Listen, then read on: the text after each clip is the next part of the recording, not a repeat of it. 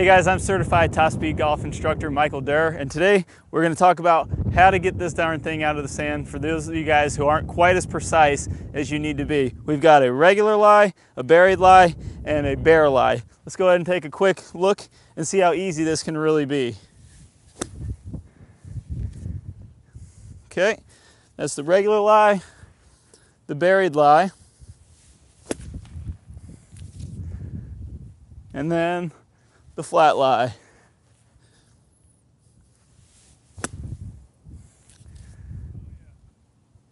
Let's go ahead and get started.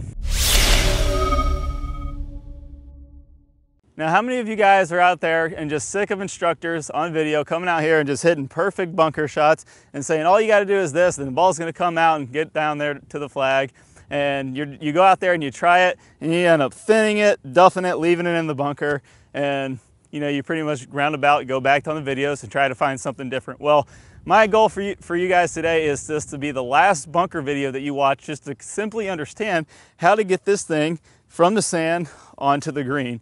And if we think about this in as simple as we can think about it, we're not going to talk a whole lot about the bounce. We're not going to talk a lot about the leading edge and hitting a little bit behind the ball. We just need to understand the basic concept of we need to get the club underneath the ball and into the sand. So we need to when we're hitting a bunker shot, we're not actually hitting the ball, we're hitting the sand, and the sand is throwing the ball up onto the green. And if we understand that the ball is sitting here, we can imagine my hand is the sand, we want to get this club up underneath the ball. Most of us out here who are playing have pretty decent club head awareness, and you have pretty decent awareness of where the ground is. You stand on it your whole life, you know where the ground is, and if you're standing here and you can see the ball, you can say, okay, well, I just need to get my club underneath that ball. And if you think about that simply, any lie that you get in the bunker can be easily gotten out of just by getting the club under the ball. That's why I could take a regular lie, a buried lie, and a flat lie and get them all under, because I understand that if I can just get my club underneath the ball,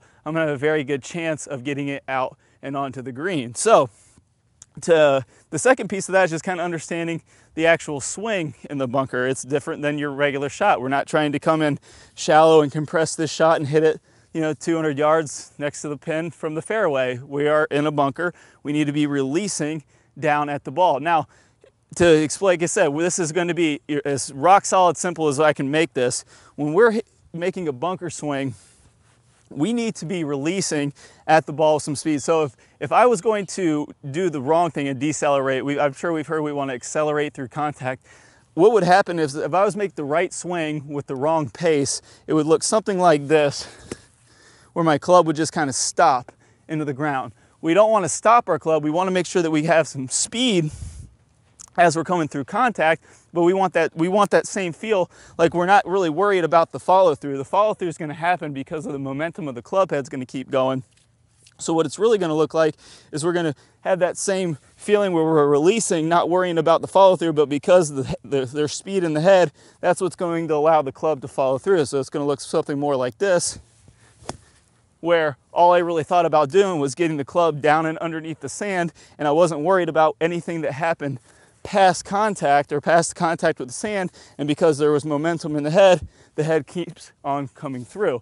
Now, if we couple those two things, getting the club underneath the ball, underneath the sand, underneath the ball, and not worrying about the release, just making sure there's good speed there, then we can get the ball out of the bunker. That's all we got to do. And then the last piece is just simply understanding your lie. Right here, when you're practicing, actually give you a bonus drill, because I just thought about it and how great it was when I was first learning how to get out of the bunker. You got to understand what kind of lie you have. Here we have a pretty average fluffy lie of sand. We can make different lies, like I did there in the intro, where I flattened out the sand and made a pretty tough flat lie. I'm sure you guys have all had this one before.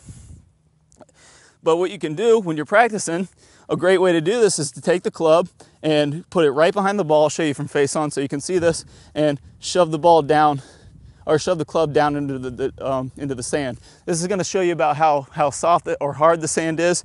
And what you're going to do when you do this, I'll show you again from here so you can see this, is you're going to think about, after you shove it down a few inches, you're going to think about making that same swing where we're releasing into the ball, underneath the ball, but we're going to hit that little mound that we created when we push the club down. So this is a really great drill to get a good feel for this. get behind it, you're gonna push it down. Okay, you can see right there I'm creating a little bit of a mound, and what you're gonna do is you're gonna release into that mound of sand underneath the ball. Yeah, go ahead.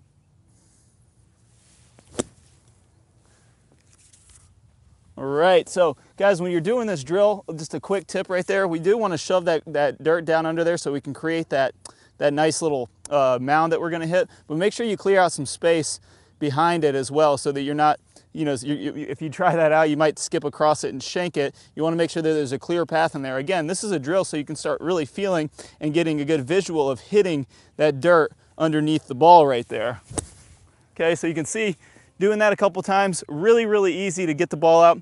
And once you do that, get a good feel for how that feels getting the club under the ball, and then throw some balls down in the bunker and just forget about what spot you're hitting behind the ball. That's something that you get into a little bit later when you get a little bit more comfortable getting the ball out of the bunker.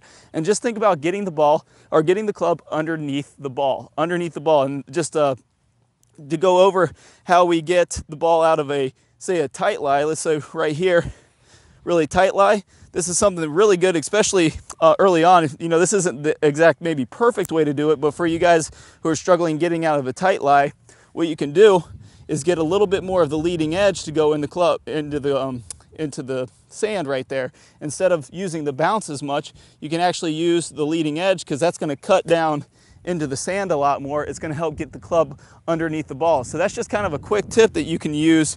You know, if you're not quite comfortable using the bounce out of really tight lies, use that leading edge. It's not going to dig as much because it's tight, and you're going to be able to get that club underneath the ball. Guys, it's that simple as far as getting it out of the bunker. If you get some speed and you release into the ground and you get that club working underneath the ball into the sand, it's going to pop up, it's going to get on the green. Get out there, try it out, get a good feel for it. It's okay if it doesn't happen the first few times you try it, but once you get a feel for how deep the sand is, getting the club up and underneath the ball, it's going to be so much more simplified, and you're going to be able to get out of the bunker every single time. We'll see you guys soon.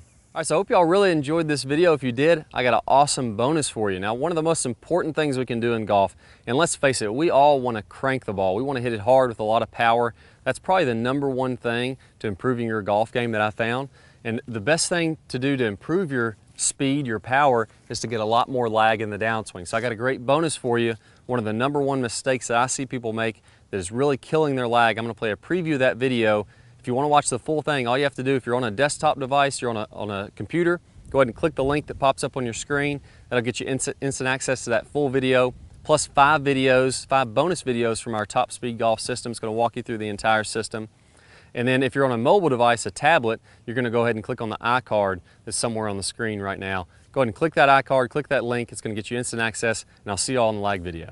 Hi guys, and welcome back. I'm Clay Ballard, and in today's video we're going to talk about one of the absolute worst drills for creating lag. It's a very common drill that I see, and in this drill what we're going to do is we're going to set the wrist very early to create an angle of lag, and then we're going to try to hold this throughout the swing.